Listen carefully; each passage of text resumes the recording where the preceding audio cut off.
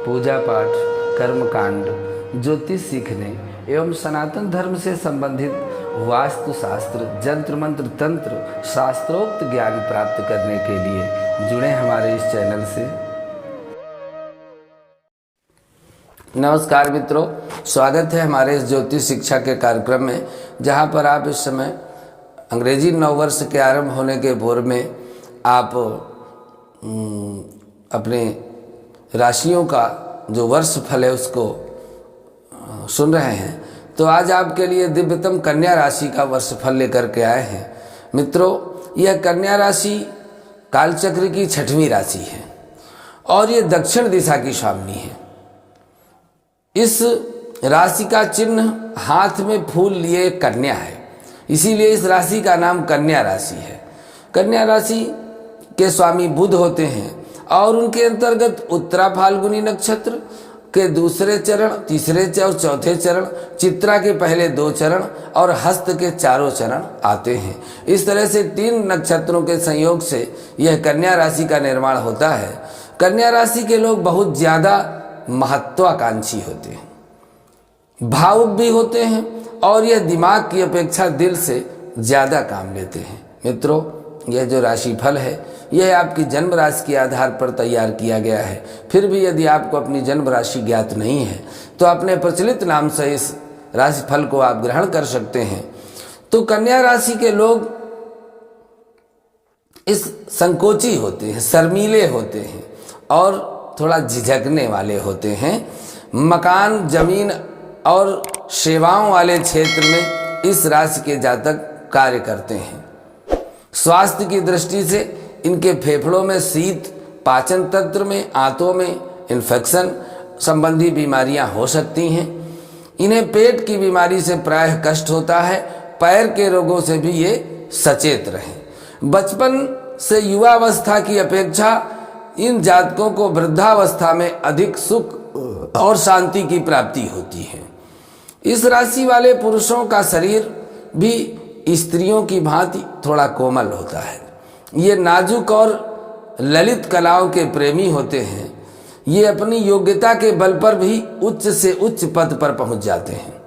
विपरीत परिस्थितियों में भी इन्हें कोई डिगा नहीं सकता और ये अपनी सूझबूझ, धैर्य और बुद्धि बल के द्वारा, बुद्धि चातुर्य के कारण आगे सदैव बढ़ते ही रहते हैं। बुध का प्रभाव इनके जीवन में स्पष्ट झलकता है। अच्छे गुण, विचारपूर्ण जीवन, बुद्धिमत्ता इस राशि वालों में अवश्य आपको देखने को मिलेगी।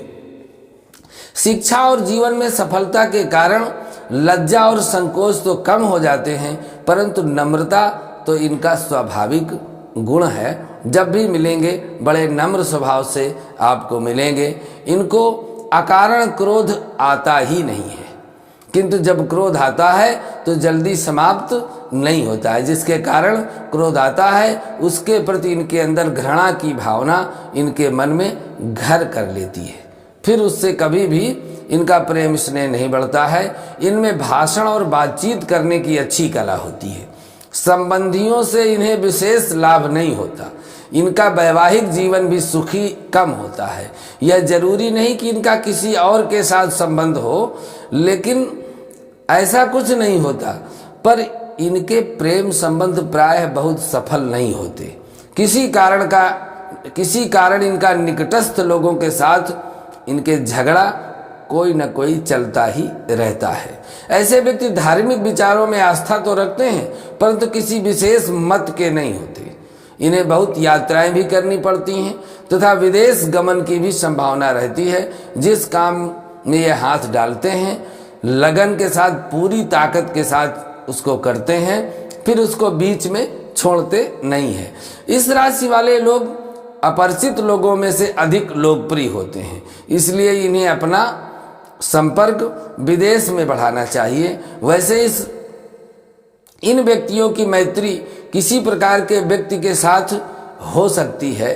जो कन्या राशि के लोग हैं, प्रायः मेष राशि के लोग मकर कुंभ से प्रेम नहीं कर सकते। 6वीं, 8वीं, 12वीं आपके लिए घातक होगी।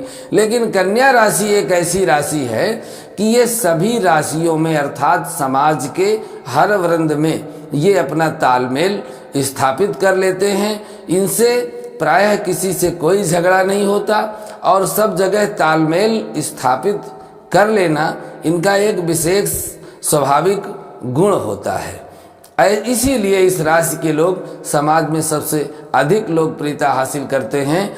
और यह वर्ष 2022 कन्या राशि वालों के लिए कैसा रहने वाला है, तो यह सामान्य वर्ष रहेगा। बहुत अच्छा नहीं होगा लेकिन बहुत खराब भी नहीं जाएगा। वर्ष के प्रारंभ में कुछ चुनौतियां आपको सामने आ जाएंगी, परंतु उनका सामना यदि डट करके करते हैं तो आप सफल होंगे। विचारों के अंतर्द्वंद में आप थोड़ा फंसे रहेंगे, ऊहापोह में फंस सकते हैं। आपकी सोच आपको नवीन दिशा देने के लिए सफल होगी। दाम्पत्य जीवन मधुर रहेगा, परंतु पारिवारिक जीवन में चिंताएं रहेंगी। कुटुंबी जन का व्यवहार आपके अनुकूल नहीं होगा, इसलिए आप उनके प्रति अच्छी भाषा, अच्छे व्यवहार का, अच्छे आचरण का प्रयोग करेंगे तो निश्चित रूप से रिश्ते बने रहेंगे। सामंजस्य बना करके आपको चलने की आवश्यकता है। आय की अपेक्षा आपको व्यय अधिक होने वाला है, इसलिए आप अभी से यह सोच लीजिए कि हमको अपनी आय के अंदर ही व्यय को समायोजित करना है। खर्चों पर यदि नियंत्रण आप नहीं रख सके तो बजट थोड़ा गड़बड़ हो जाएगा।